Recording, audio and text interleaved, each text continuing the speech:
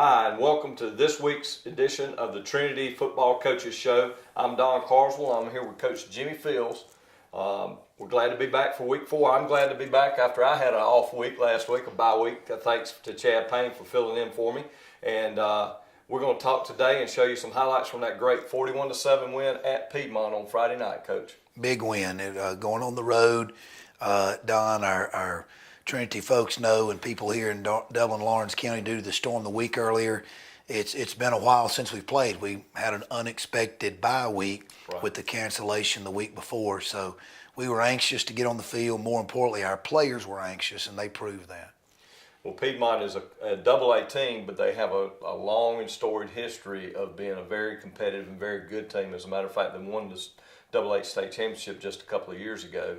And so they're always a talented, tough, big team to go up to Monticello and play. And that's one of our longer trips of the year. Yeah, it was a road. You know, anytime you can go on the road with a team like Piedmont that has the tradition, the football program that they do, that Wes Tanner and his staff does a great job. The kind of kids, like we've talked about going into the game, the kind of talented players they have. So it was good to go on the road. And in a hostile environment there, homecoming, some things against you there. But it was a great night, a positive night for everybody there at Trinity. I know we were talking before the show, and I did a poor job on the research, but I was trying to figure out how long ago, what was the last time we had a win like this, a 34-point win, and we decided it'd been a long time ago. And when you get old like us, we have short memories. But it was a great win. It was a total all-around game, a complete game that was played that ended up in a 41-7 win in our next to last non-region game. Coach, we went into the game missing one of your better players. David Skeeters is out due to concussion protocol, correct? That's right. And so you went in a little short-handed there, but you couldn't have told it by the first half, and we'll go to those highlights now. Well, it was a beautiful night in Monticello. It was a little bit cooler. And it was a 7:30 start, a little bit earlier start, but it was a cool evening at Monticello, and their field sits down in the bottom there. So we started off on kicking off. They won the toss, and they took the ball. And tell us a little bit about the start of the game, Coach. Well, they have an outstanding skill player in their quarterback, and they had made a change moving him to tailback, which, I think anybody scouting them knows their football team. You want to get the football in number 10's hand. And so they opened up in a little something different than they've shown the previous games by opening up in a traditional pro-I type offense and getting the ball to their tailback. But our kids, just resilient, lined up and made plays, and didn't miss a beat. Our defensive coaches, Coach Brack, Coach Sanders, Coach Bland, Coach Weigel, and those guys on the defensive staff, had our kids ready. And, it was a big thing for us. They started in their territory, and they were 3 plays in punt. So that was big for us, getting that good defensive stop on a very talented offensive player. Right, and that's the ideal thing to happen is when you start a game is to start out on defense and get that 3 and out. It sort of sets the tempo and sets the momentum of the first half at least. It does. The defense from there, the people who were able to view the game in person knows that by the second quarter they had returned more to their traditional number 10 at quarterback spread type offense. But I think that those first 3 plays of defense did set the tone, Don, for the rest of the night. And then we turned right around and we came out physically running the ball with Blake back at fullback. Did a great job. Our offensive line, led by senior Jackson Brack, Jackson Smith, Philip Barwick, and a couple of younger guys up there, Grant Grosh, sophomore at guard, Chase Autry at guard, and another junior, Chris Young, at tackle. Did a great job on that opening drive of, again, establishing a physical presence. We got down in the red zone and seemed to stall, and that was, a little frustrating. However, in our special teams, we have the old swinging gate, and to be honest, we go into that play thinking we're going to, possibly kick the field goal. It looked like, though, we might have numbers and have an opportunity to do something more than kick a field goal. And Gabe Meadows and Will Clardy made a nice play there to get us our first score. And again, defense set the tone, but then the offense came back and was able to execute. And that was excellent execution, I know. And Gabe made a nice pass. A lot of times it seems like you just have the numbers out there on the edge, but this was a play where it sort of took a little bit of time.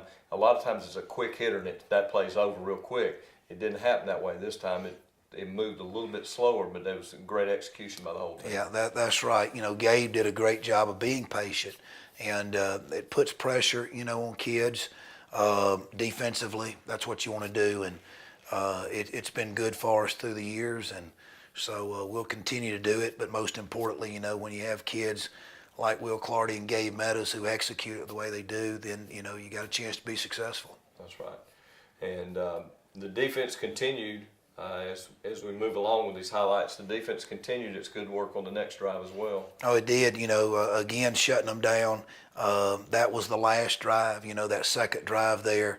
And the way our offense, too, put together some good drives. We scored once in the first quarter, didn't score anymore, had to, trade punts, but our defense stood tall there and continued to give us field position when we did get the ball. We were able to capitalize offensively and get 2 scores before halftime. One a nice throw by Whit, on a little bit of a misdirection pass play, throwing back across the grain, and a good catch again by Will Clardy, and taking to the end zone, and then finishing right before half with a good physical drive, mixing the run and pass. There were some good catches on a key third down by Jack Ferris, picking up a first down there. And then Blake Purvis running very physical.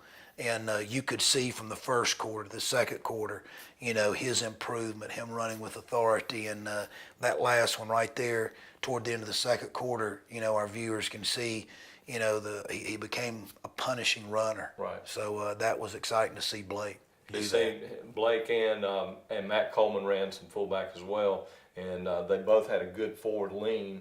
And a lot of times the offensive line did such a good job that it was the second wave before they got hit. And when you're getting a kid, Blake's a big kid for a 10th grader. And when you get him into that second line, then it's more of hitting someone his size or less. It makes it more productive. That's right. And you mentioned Matt Coleman and also, the other running backs in there at fullback. Actually, Gabe Meadows played some fullback and did a great job for us, whether he's at the fullback position or the tailback, halfback, slot back position. Jake Walker put together some good runs, as well as William Gay, and that's the positive of now these kids being in the second year of the system. They can play multiple positions, right. But again, big thing is, Don, as you know, they got to make a play, and we had a lot of kids at different positions making plays. Well, it was a dominant first half, and we went in up 20-0. I know you had to be proud of that performance first half, and felt like maybe there's a few things you could do to be even more successful in the second half. And when we come back, we'll have those second half highlights. Dr. Price and Dr. Peters at Dublin Orthopedic and Rehabilitation have been a part of our community for many years and very proud to support high school football. We are proud of our children and their commitment. We share that same commitment when it comes to our patients. You'll always be a winner at Dublin Orthopedic. No referral ever needed. Just call us today at 272-3022. Whether it's a sports injury, carpal tunnel, stress fracture, ankle sprain, or any other injury, don't waste your time or money going to the ER, urgent care, or hospital. Come straight to the specialist, Dr. Price and Dr. Peters at Dublin Orthopedic and Rehabilitation, 2406 Bellevue Road in Dublin. So you're always concerned when there's a long halftime. You're up 20-0, got a lot of momentum, and they had homecoming at halftime, which always means about 30, 35-minute halftime. What do you say to your kids when you have that extra time in there? Well, we challenged our kids, the 2 years I've been at Trinity. I've seen our kids play hard. I've seen our kids play with great effort. And I feel like, at halftime, it was a chance for our kids, not necessarily the coaches, but our kids to take a step and go out and make plays, and not just make plays. I mean, you've got a 20-point lead. Sure, there's going to be adjustments, even, when it's, it seems relatively you're doing well. There's all kind of corrections that you make at halftime.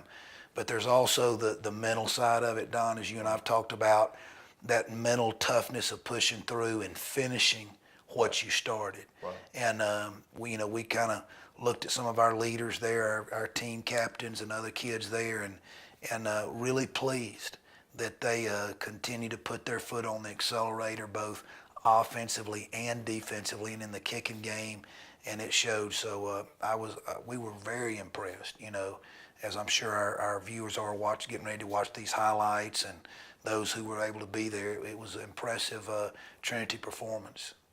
Well, we'll go to those highlights now, and we started out with a good strong drive, getting the ball to start the second half. A good strong drive, up 20-0. You always want to put a little space in between you and a home team like that. Yeah, we Whit has done a great job of managing, not taking negative plays, mixing the run and the pass, and when we throw it, he does well. He's, if it's not there, he's able to get rid of it and make some good decisions.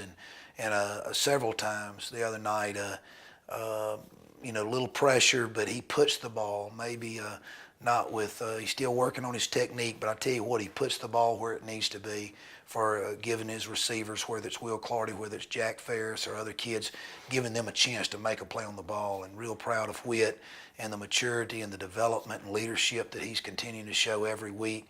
And so that was a great play there in the third quarter with Jack Ferris. Again, a junior receiver. Real pleased. Jack has just gotten better and better and off to a really great start. I know it's got to be a little bit of a safety blanket or security blanket, I guess, for Whit to know he's got two receivers with some height, and so when that ball goes up, that they're up there. Jack's got great length and has shown some real good hands, so he can go up and get that ball at its peak and take that defensive player out of play sometimes. He has, he's really improved. Jay Shepard, our receivers coach, has done an outstanding job, kind of raising Jack from a sophomore last year, and just watching his development. I know it's been, real satisfying for Coach Shepard, our receivers coach, to see Jack's development there, as well as Clardy's. Well, the next drive, as you mentioned before, Piedmont sort of went back to that spread, and even with running that basic I formation for most of the first half, I believe they ended up still throwing the ball like 28 times in the game, but they came out throwing, and there's one good thing that can happen for an offense when things happen, and they had that one good thing happen for them, didn't they? They did, and we knew that, late there in the third quarter, they're not going to give up. I mean, they're that football program at Piedmont has too much pride in it and too much tradition and great kids, and Mac Brady, the quarterback there, a great competitor, and our kids knew that, and they came right back down the field, down 27-0, came right back down the field, making plays, and unfortunately for us, one play, they're in the end zone. And so that brought us back to being a 3-touchdown game again, and then I believe we traded punts, and they ended up with some real good field position, but we had another big stop right about there. We really did, on fourth downs, they're at a position of the ball game, they have to go for it. And, fourth and short a couple of times, and in a position to where, whether it be the defensive line needing to get pressure, whether it be our defensive backs needing to step up with tight coverage, they did it.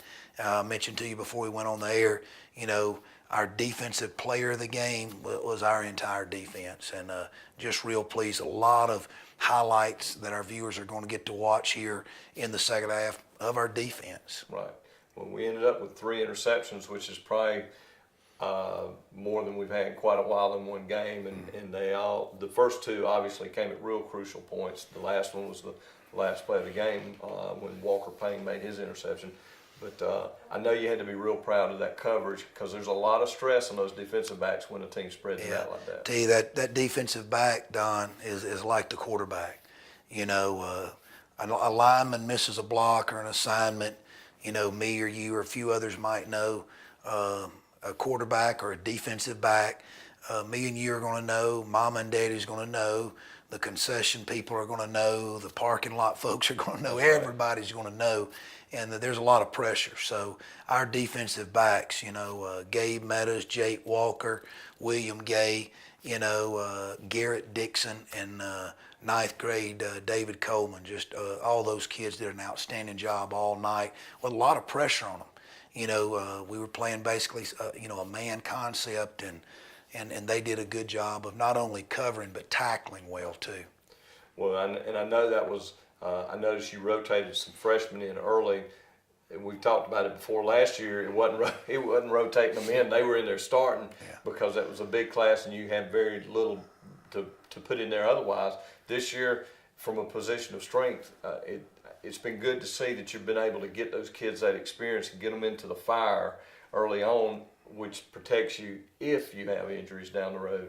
I know David Coleman has done a great job for you on kick returns. He's shown real good hands with that, and then he did a good job out there at cornerback as well.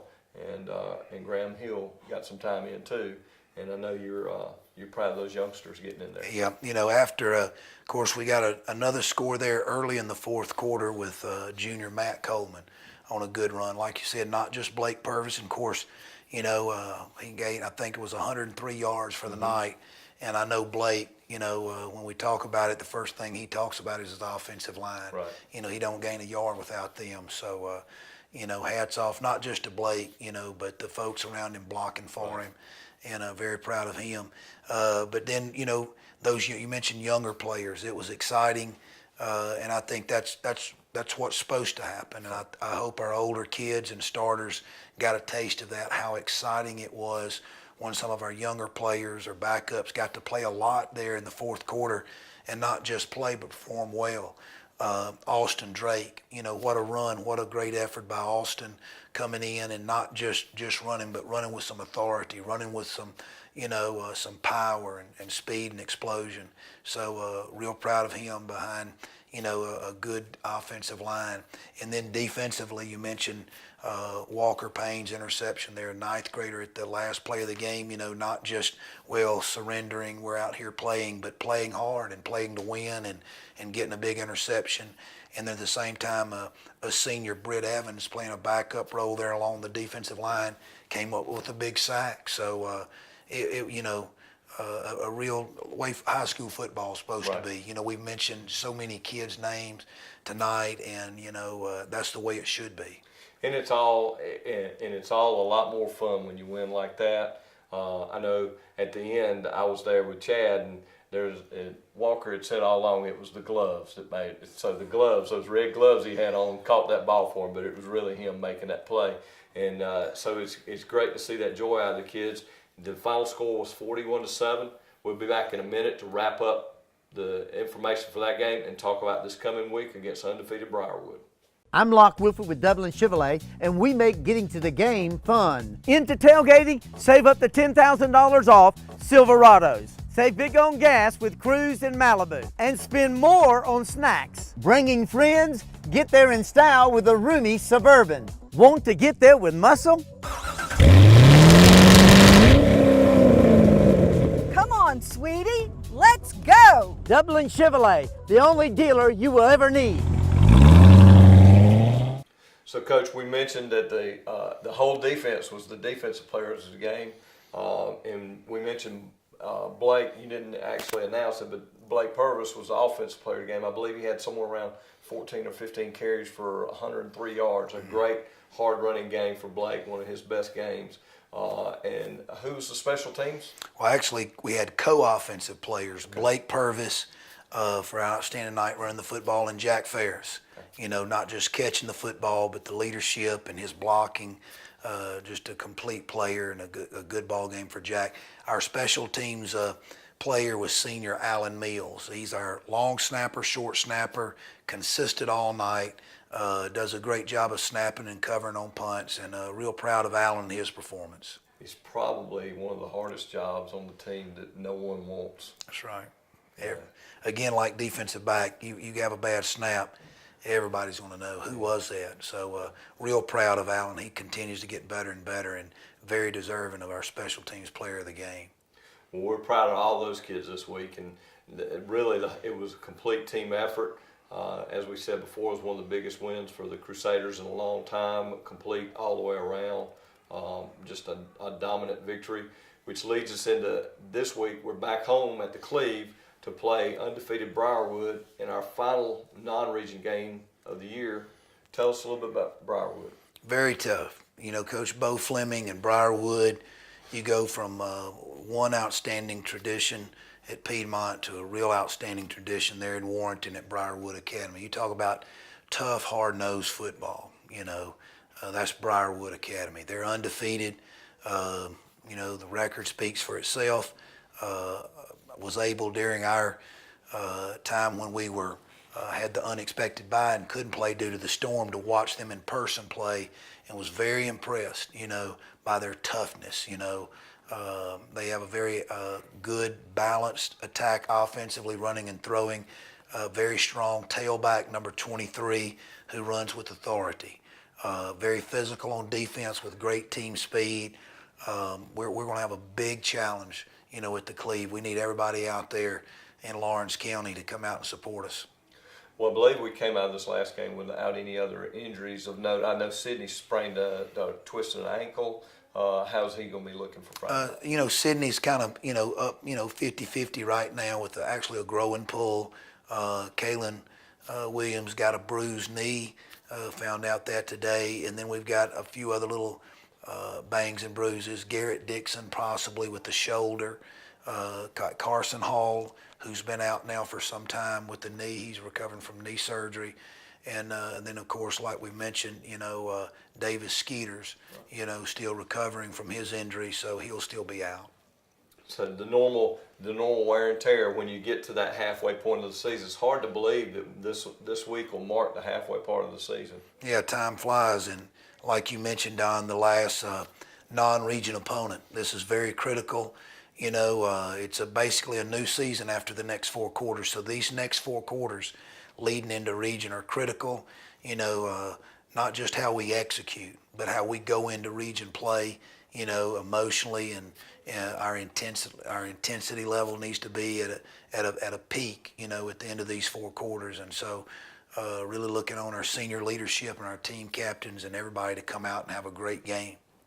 Well, we'll be starting once again at 8 o'clock on Friday night at the Cleve. It'll be the Trinity Crusaders versus Briarwood. We look forward to everyone being there, and the weather's supposed to be a little cooler since the last time we played at home. It's been 3 weeks since we've been home because of the canceled game and then the road game last week. So hopefully we'll see everyone out there for a big, huge crowd on Friday night. Thanks, Coach. Thank you.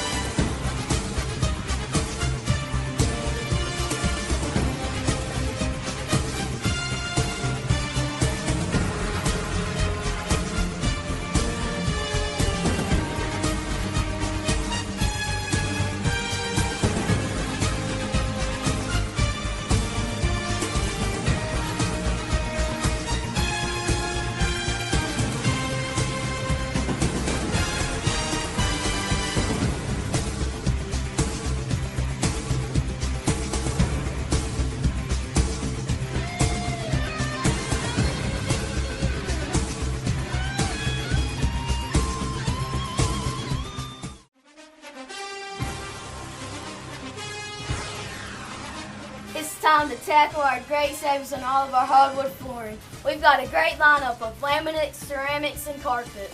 So roll on in to Bailey's Custom Flooring. Don't forget we also have vinyl and carpet in stock.